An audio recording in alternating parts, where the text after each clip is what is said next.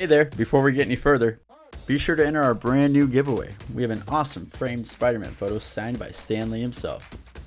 Leave a like, comment, subscribe, and watch the entire video. Thanks for watching.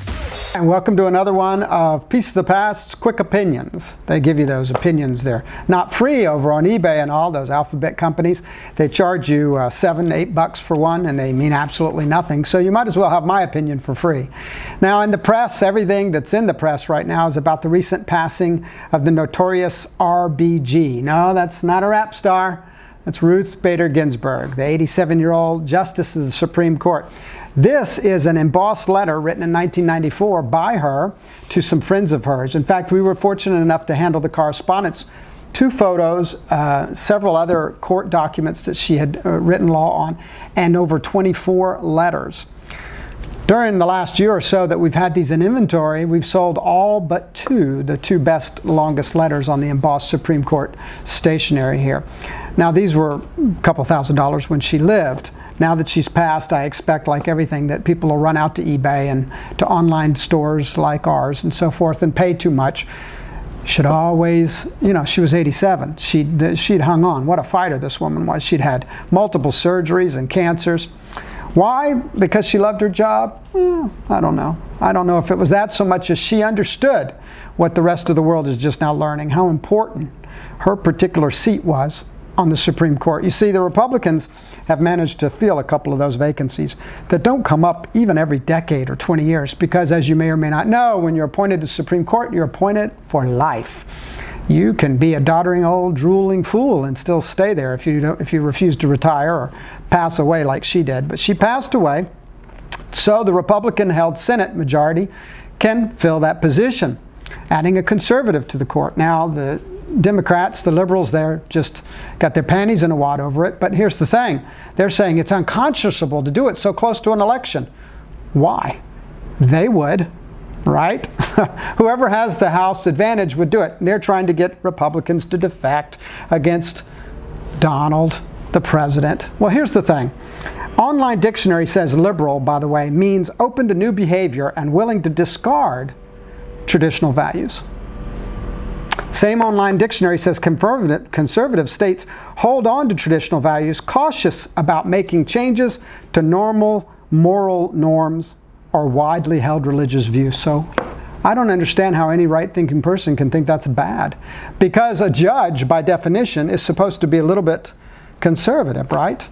I mean, unless you go back into the Wild West with Pat Garrett and the hang 'em high judges, you know, the hanging judges they called them, those crazy ones. Judge Judy errs on the side of conservatism. She's the highest paid judge on television. I love Judge Judy. But, you know, why are we putting big fight up about this? I mean, judges should be conservative. We're not putting Judge Jim Carrey on the bench, right? It's supposed to be a judge. And all of them have their backgrounds vetted. All of them are pretty much squeaky clean by the time they get to this process. And our president has said he's even going to fill the position with a woman. Since Ruth Ginsburg was a woman, put a woman back in that position. I think that's fantastic. Jefferson, Thomas Jefferson, who wrote our Constitution, stated this. He said, the first principle of our country is the majority rules. That it is, quote, a sacred, and he goes on to say that this sacred rule, if the minority begins to rule, nothing remains then but force, an overthrow of the government that will end in military despotism. Wow, that's the guy who wrote the Constitution. And yet, what we're seeing in the streets today, in my opinion, is minority rule, not majority rule. Certainly when you look at the fact that you've got 2 social experiments gone bad, that's New York City and Los Angeles. I've lived in both of them.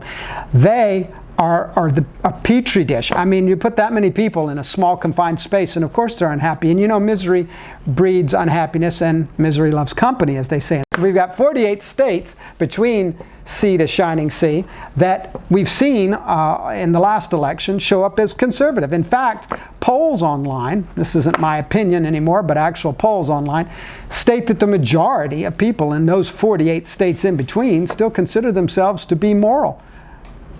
88% of them consider themselves to be Christian. Whether they are or not, it's not my place to judge, but that's what they say when asked. 88%. Not true in Los Angeles. Oh my goodness, I hated living in Los Angeles. Not only because the 405 and the 101 is basically a drive-in at rush hour, but because those people either are in the fringe of the movie business, they want to be in the movie business, they wish they were in the movie business, they're washed out of the movie business. Biggest bunch of people that are liars and can't even seem to come to the table when they say, and the bigger voices in those bigger cities are right now ruling the cities, ruling them with protests and ruling them and saying now things like it's unconscionable because Donald has no morals. Hey, I'll weigh in on that one. I agree. Do you think I've never met anyone who ever voted in the last election for Donald Trump? Oh, I know you're saying, wait a minute, Kevin, he won. I know. What I'm asking you is, do you think they voted for Donald Trump? Or do you think maybe, just possibly, they voted against Hillary Clinton? And likewise, we have Joe Biden now, another person with 40 plus years as a lifetime politician, promising he's going to do this, this, and that. He can barely stitch a sentence together. He's had 47 years. God bless him, but why hasn't he done those things so far? But no, because we see morally ambiguous, vague Donald at the helm, he's got to go. Well, he can say he represents conservatives, and maybe he doesn't. Maybe he doesn't represent anyone but himself, right? But his ego, we can all agree his ego is so outsized that he does want to leave a mark. He does want to go down in history as a great president. And it's going to be rubbing some people wrong. Doesn't it make sense that some of the countries that don't like our president don't like him because he's changed some of the trade policies with them to help us as Americans, which probably pissed them off? Doesn't that make sense? I don't know. Wonder what Ruth Bader Ginsburg thought. Well, I know what she thought. She was a liberal. She thought she would hang on. She thought God wouldn't step in and take her life, or whatever that happened to her, and that we wouldn't be discussing this today. She thought she'd make it until a Democrat, according to her own quotes online, majority in the Senate would put a liberal justice back on the bench. But now it looks like we might get a conservative after all. All I'm asking is, a judge is a judge anyway. Would that be such a bad thing? But you know, this has just been my opinion.